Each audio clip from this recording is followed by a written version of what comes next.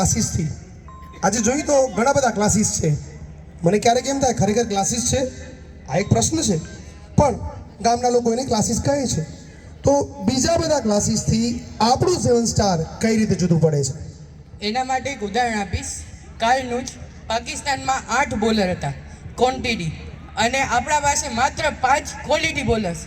એવું જ અહીંયા છે. બાકી બધે ઘણા સ્ટુડન્ટ હોય છે અને એને ABCD એમ અલગ 4 વિભાજિત કરવામાં આવે છે. હવે A3 વાળો શું વિચારશે કે હું A1 લઈશ, હવે 7 સ્ટારમાં એવું નથી.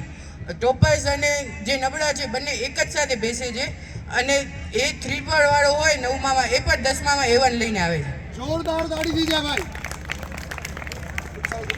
હવે નીતિથી આપણે વાત કરશું.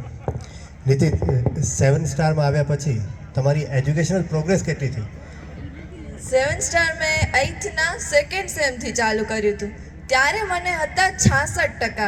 66% મારા હાથમાં લઈને હું 7 સ્ટાર આવી હતી, અને 7 સ્ટારે મને 10મા ધોરણમાં 91%એ પહોંચાડ્યા છે. 66%થી 91% સુધી પહોંચવાની આ મારી જે પ્રોગ્રેસ છે એ 7 સ્ટારના શિક્ષકોની જે મહેનત છે એ સિવાય ક્યારેય શક્ય ન બન્યું હોત. એટલે thank you so much 7 star કે મને 66%થી 91% સુધી પહોંચાડી છે.